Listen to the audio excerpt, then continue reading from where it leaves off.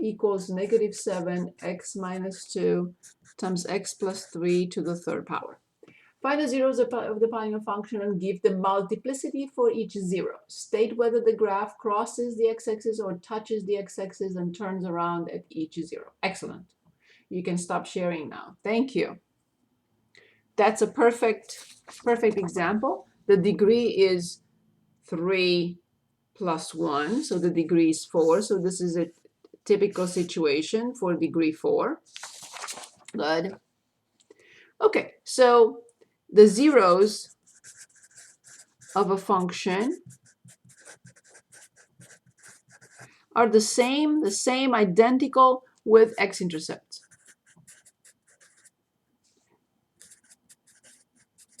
So when we say find the zeros of the function, we really mean find the x-intercepts.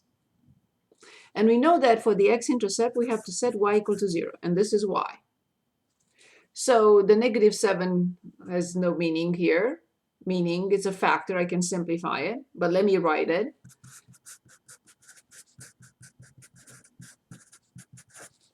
And because it's degree 4, we know that. Degree 3 here and degree 1 here. Degree 3 plus degree 1 is degree 4. We have to find 4 solutions. It's already factored, so this is very easy. Can anyone give us those 4 solutions?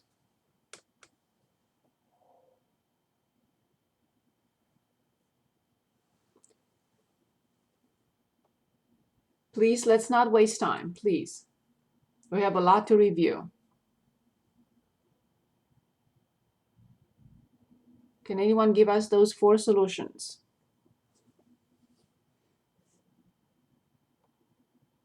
So what would the solutions be? Is that like x equals 2? Exactly, of course. And then x would equal negative 8? Yes. So multiplicity 1, multiplicity 3. It's an odd multiplicity, both odd. So what has to happen there? If the multiplicity is odd, what happens?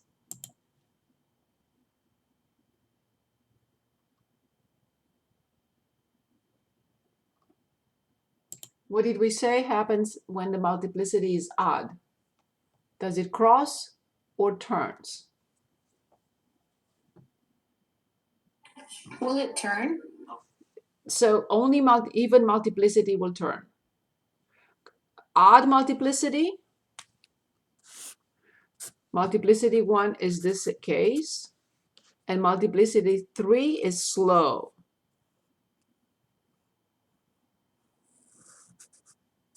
See the difference? So both of them are crosses. This one is quick, normal, fast. This one is slow. Multiplicity 5 will be even slower than multiplicity 3. Is this okay? So where does the multiplicity come from? Is that just the number of times a solution or a zero or an x-intercept appears? Okay.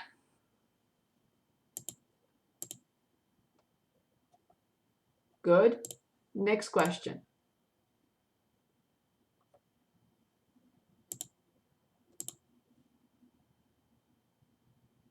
Anything else? Other questions for me, please? Do you need help with anything else? Is there some follow-up to that question, or are you okay now?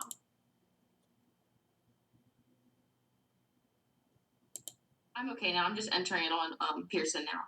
Right, but is there a follow-up, a part B, a part C to that? Or not?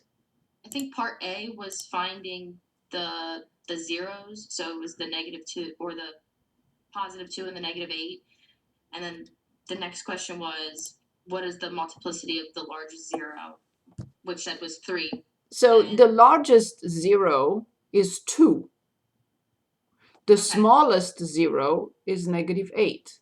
I'm assuming that's, this is the larger zero and this is the smaller zero. 2 is larger than negative 8. But It says the multiplicity of the largest zero. the multiplicity of the largest zero, the largest number is 2, and the multiplicity Okay. is 1. I don't know. I have to see it if you want to share again, I can. because I don't know.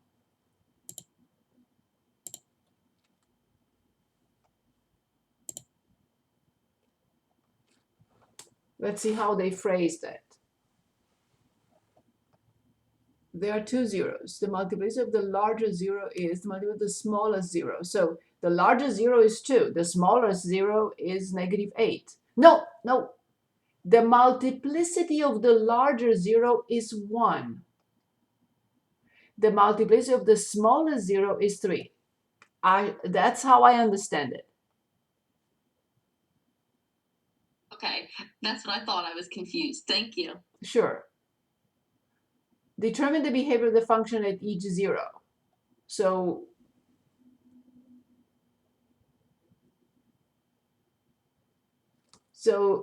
the graph touches the x-axis and turns around. No. The graph crosses the x-axis at all zeros. Yes, it's C, not B. The graph crosses and then touches. No. Okay, thank you. Sure. Good. Very good. Other questions?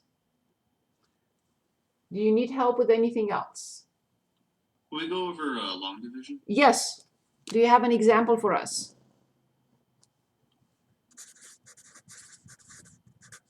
I guess 12x cubed.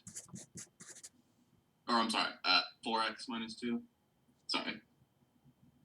There's a 4x minus 2 divided by 12x cubed plus 6x squared minus 7x plus 12. It's not possible.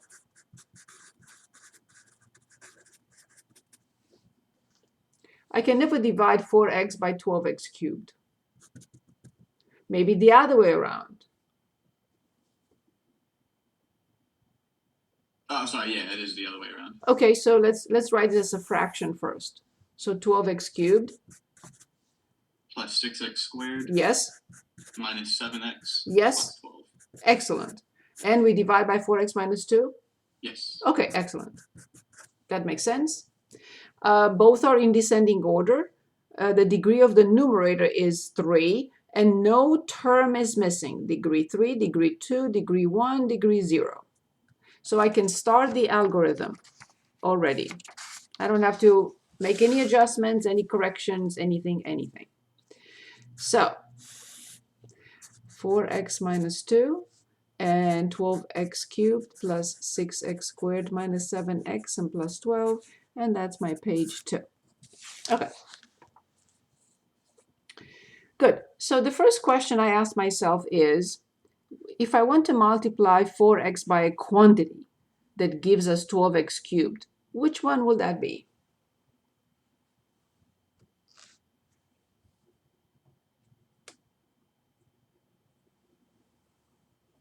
So 4x was multiplied or is multiplied by what to get 12x cubed? Be 3x squared. Absolutely. Absolutely. Indeed. Now I have to be very careful because I need to distribute to both terms. I need to change the sign and write under like terms. I have to look for the term that I need. 3x squared times 4x is positive 12x cubed, but I have to subtract. 3x squared times negative 2 is negative 6x squared, but I have to subtract. Don't be tempted. This times this is positive, I have to write negative. This times this is negative, I have to write positive. Perform the operations I see. Bring down the next in line. 4x times what is 12x squared? And at the top, I cannot lie. I have to write the correct answer. What is the correct answer? 3x. Plus 3x. Don't forget the sign. Very good. So 3x times 4x is 12x squared. I have to change the sign. 3x times negative 2 is negative 6x. I have to change the sign. Perform the operations I see. Bring down the next in line. Now I have a question. 4 times what is negative 1? That's a little tricky. So it will be negative 1/4. Remember, we cannot go back. What I mean by that? If this is degree 2, and this has to be lower, which is degree 1, this has to be even lower than this. Degree 2, degree 1, degree 0. So now, careful. Negative 1/4 times 4x is negative x. Change the sign. Negative 1/4 times negative 2 is 1/2. Change the sign. Perform the operations I see. So 12 plus 1/2 is 25 over 2. So therefore, this equals the quotient 3x squared plus 3x minus 1/4. It's a little bit tricky. But then I have to write plus the remainder, over the divisor.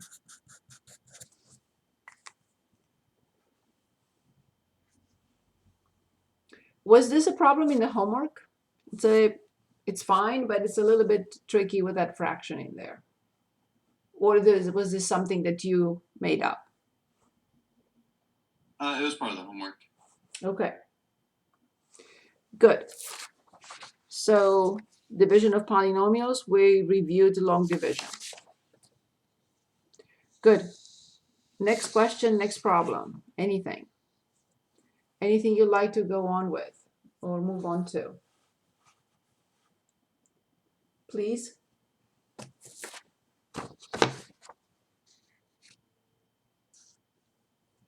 So here I would like to add number 6, slant asymptote. And I'd like to add number 7, the 2 theorems, remainder plus factor theorems. Okay. So please choose if you don't have other questions for me right now. Let's choose.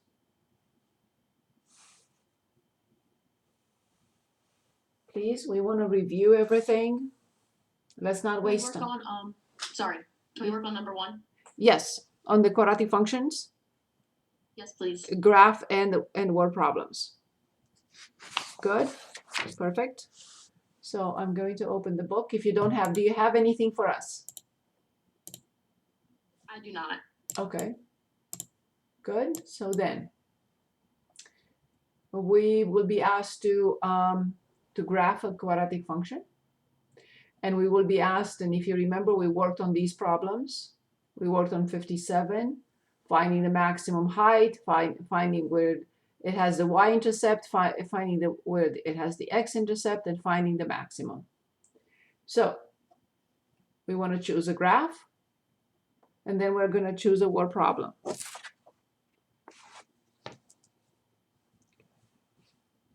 Would you like to choose, or I will? Is it 17 through 38? 17 to 38. Yes. Let's do 23. 23. Very good. And 23, we have f of x equals 2, x plus 2 squared minus 1. If you remember, we talked about transformations a while back. Can anyone identify the vertex right away? And whether the parabola opens downward or opens upward?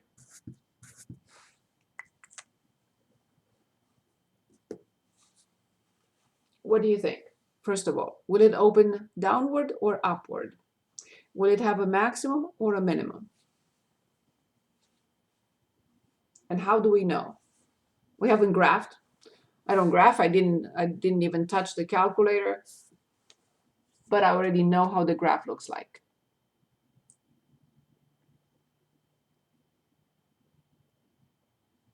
Which part of the problem is that determined by? Very good. Is determined by the leading coefficient.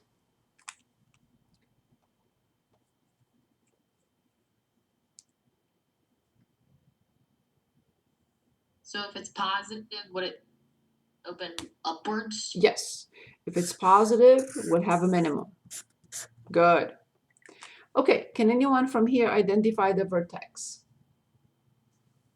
We haven't looked at anything, we haven't graphed it yet, but can anyone right away identify the vertex? Is it -2, -1? Excellent, thank you very much. -2, comma, -1. -2, comma, -1. Perfect. So the problem will ask us in part A to find the domain. We know it's a polynomial function. What is the domain of any polynomial function forever?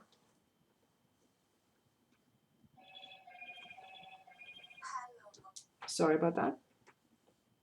Is it all real numbers? Always very friendly functions. B, we already identified the vertex. -2, comma, -1. C, x intercepts, if they exist. Now, how do I know if they exist? Well, remember the axis of symmetry is the vertical line through the vertex. And that has to be x equals -2. What is the minimum? What is the minimum of this parabola? -1. So I know that the parabola will look something like this. In other words, the x-intercepts exist for sure. If it had a minimum, but the minimum were positive, then it would have looked like this, and I would have wasted my time because the x-intercepts will not exist.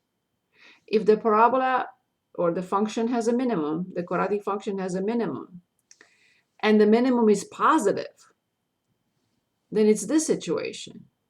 If it has a minimum and the minimum is negative, then it's this situation, which means the x-intercepts exist, which means none here. But I know that they exist because the minimum is -1. So immediately from the vertex, we learn two things. The axis of symmetry is x equals -1, axis of symmetry. And the minimum is -1. If it opens up and the minimum is -1, I already know the range from -1 to infinity. So in a quadratic function, finding the vertex is a very important point. It's a key point. Look how many things I know immediately once I identify the vertex. I know the axis of symmetry is x equals -2. I know the minimum is -1. And I already know that since the minimum is -1 and it opens upward, the range is -1 to infinity. Just from this point.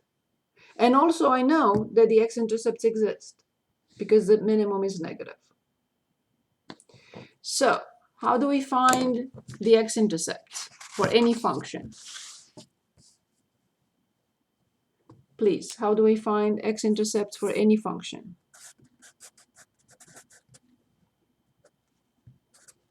Y equals 0? Of course, thank you very much. Y equals 0. So 2x plus 2 squared minus 1 is 0. How do I proceed? And this is something we learned, and we had this on test 1.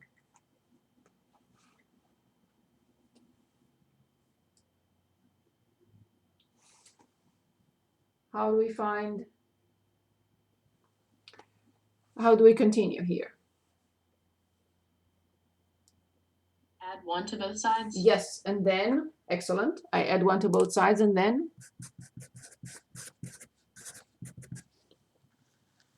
Divide by 2. Exactly, excellent. And then, Find the square root. yes, of course. And if I forget something crucial on this side, then I will not solve correctly. Plus or minus. Yes. So x equals 2, I'm sorry, negative 2, because I moved 2 to the other side. Negative 2 plus or minus the square root of 1/2. I have to approximate these. If you ask me plot negative 2 plus the square root of 0.5, I will not know. If you ask me to plot negative 2 minus the square root of 0.5, I will not know. Well, kind of, I do, but.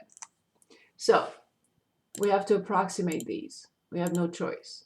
So negative 2 plus the square root, it's a tiny, but of 0.5, and the same thing, and I change the plus into a minus. I overwrite that. So one solution is approximately negative 1.29, and the other solution is approximately negative 2.71.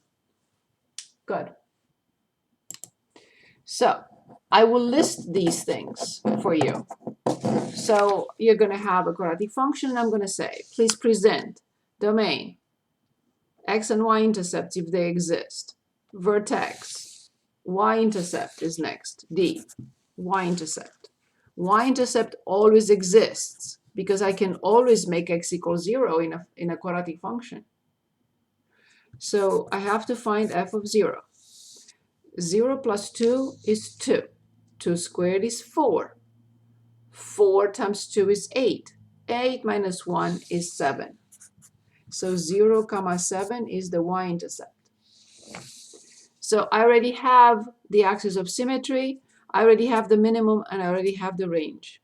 So these are E, F, and G. Range, axis of symmetry,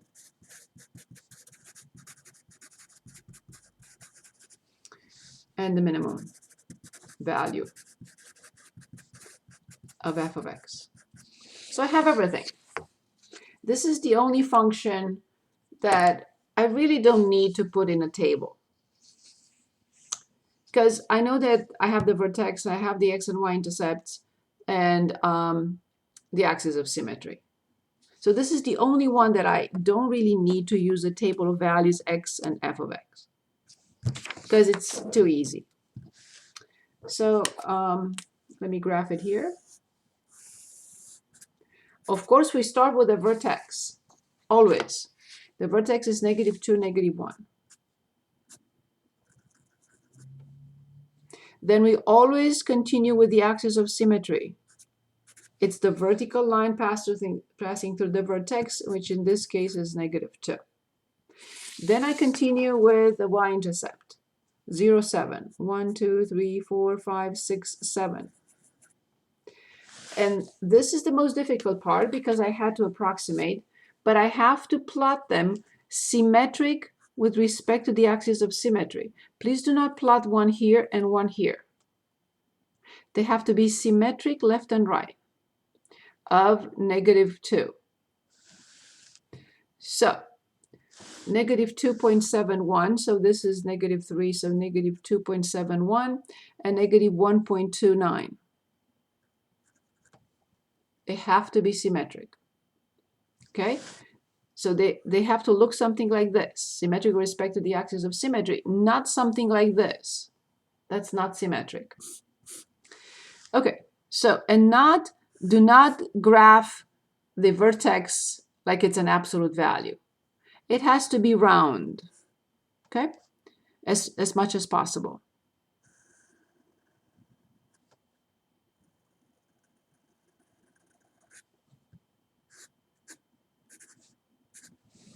So this is the graph of f of x, 2x plus 2 squared minus 1.